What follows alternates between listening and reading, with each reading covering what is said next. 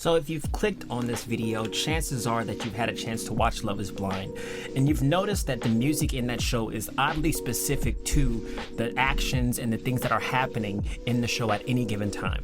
Like, it's so spot on to the point that it comes across a little bit cringe. From whatever heartfelt proposals we see to the heartbreak and betrayal, these background tracks are more than just passive songs in the show. They basically serve as a mirror to the soul of the show, and that soul is deeply dramatic and extremely cheesy. So in today's video, I kind of wanted to just explore why these songs are so specific to these moments and why it's so annoying to watch. So if you haven't seen the show, just a forewarning, this is going to feature a few spoilers. I don't want you to get mad at me for ruining the show for you, so if you want to watch it first, then go ahead and do that. But let's take, for example, in season 6, episode 1, we're still in the pods and this guy named Matthew is talking to AD. I'm Matthew. Hey Matthew, my name is AD. Give me a little more time, and I think maybe I can win you over, or maybe somebody else. Is that something you want to do, win me over? I'm gonna try. Later on in the show, they continue to feel each other, and then Matthew tells AD that he wants to leave with her. And watch the music that plays right after that happens. You give me the word. If you want to leave, I'll leave with you. Take my hand and we'll leave, 'cause we are the dreamers. But just a few minutes later, AD actually finds out that he tells another girl this exact same thing. Let's go somewhere. Let's leave out of here. We can elope in Vegas, whatever he says. He talked about like asking my dad. Oh yeah, before your interview. And if he can't do that, like he'll leave. And I was like, I'm fine with that. That's the last thing I I'll do. leave too. How many times does it take till I learn? Smoke to the action, you're gonna get burned. So you obviously would know by now that there's no way this is a mere coincidence. I mean, they purposely go out and find songs that fit these moments. And the musical supervisor of the show, John Ernst, has actually seen a lot of the responses that people have in regards to the music of the show. And he did share how this music ends up being selected and why it's always so on the nose. You can see the show's team tries really hard to amplify the emotional landscape that is happening in each scene. And this is why you'll hear in these episodes, oftentimes it's playing a large section of the song instead of just these little snippets that we're used to in other shows. That's because at this point, the music is an integral part of the show. And one of the singers that have had their music selected for shows like Love is Blind actually explains why this happens. Have you ever been watching a reality show like Love is Blind and been like, where the hell do they get this music from? There'll be a scene like, I just wish we could run away together. Come run away with me.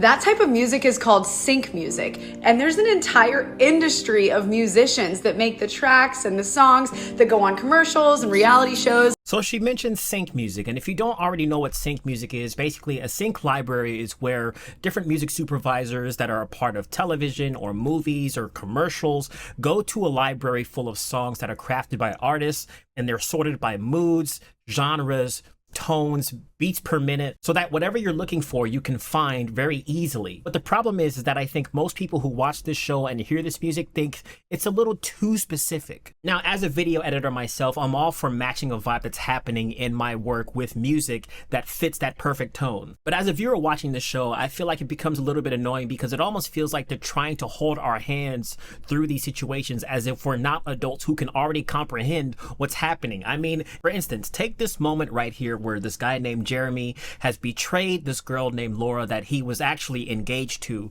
after they got through the pods. You left at 10:45, and we're out till 5 something in the fucking morning. Ooh.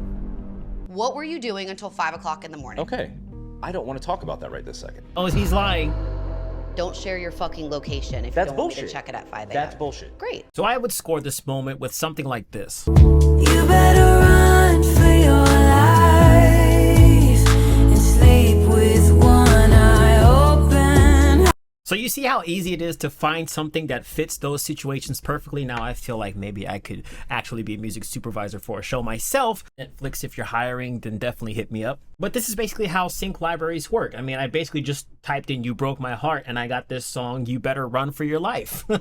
Now, I know I'm talking a lot about how cringy it is to have this music playing throughout the show in these moments that are super obvious, but I'd be lying if I said that most people that watch this show actually expect this, and it's something that we hate to love. I mean, I feel like that's reality TV show. Every single reality show that exists out there has some aspect that is a little bit over the top. And for Love is Blind, it just happens to be the music that underscores all of these scenes. So just as much as we tune in to see these people fall in love in a matter of weeks, we also tune in because we're expecting to experience this bad music. It made me feel so caught off guard that you would do that with Paul.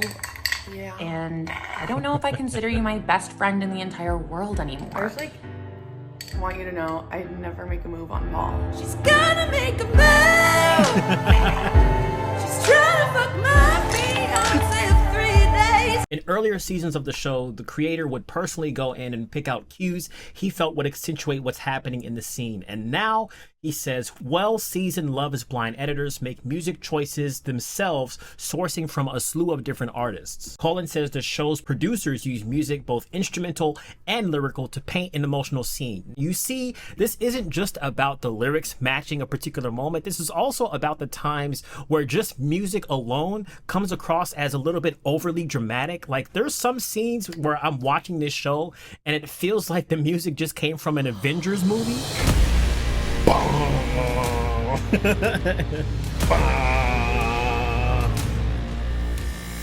When I first saw this, I thought to myself, this doesn't need to be this outlandish. Like, this music, I feel like I'm about to go and fight Thanos listening to this right now. For no reason at all. But clearly, as you can see, the music in Love is Blind is a storytelling tool. And it's meant to guide us through the emotional arcs that each participant experiences. From these cliffhanger moments of waiting for the reveal of your fiance's face for the first time, or the joy that you feel when your partner meets your family for the first time and then they actually like each other. There's this moment in the show when this girl named Jessica finds out that Jimmy is choosing another girl over her. So this entire romance that she pictured in her head is falling apart at the seams. And what kind of music do you think is going to play after that? Now, this article on Screen Rant makes a good point about musicians getting paid. It says, although Love is Blind viewers criticize the show's use of cheesy sync music, some users shared that it's one way musicians can still make money. And I would wholeheartedly agree, because it's very hard as it is out here as a musician trying to earn an income from the music that you create. You know, streaming numbers, streaming pay is so low, you can't really survive off of that if you're not getting millions or hundreds of thousands of streams. And so another way that musicians earn an income is by submitting their songs to these sync libraries to be selected to be played in these shows and earn royalties for the rest of your life, or as long as that show is being played. So I can't fault people who specifically write this cheeseball music to get a bag for themselves. I mean, if I knew how sync worked and who to reach out to and things like that, I would be someone who sends my music into these libraries so I can get a bag myself. So you could say that the music in Love is Blind has become a character of the show itself, along with the contestants that we have. It's celebrated for its ability to meticulously narrate every scene, every moment, every emotion that is coming across in the show from these different cast members. And even though we love to hate on it, a lot of us viewers in the show actually have grown to appreciate this music for what it is and what purpose it's serving in the show. I mean, it's just another aspect for us to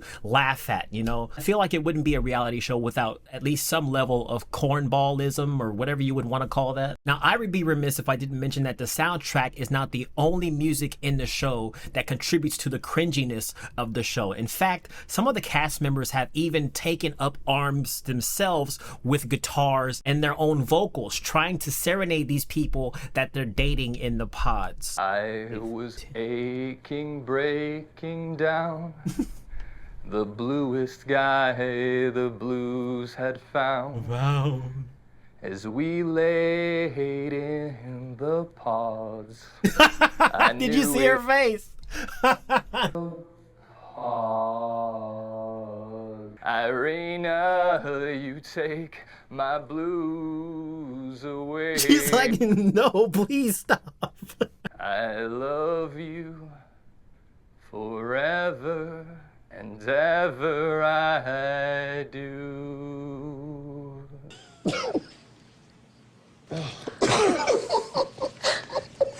I'm sorry, James. Oh, brother.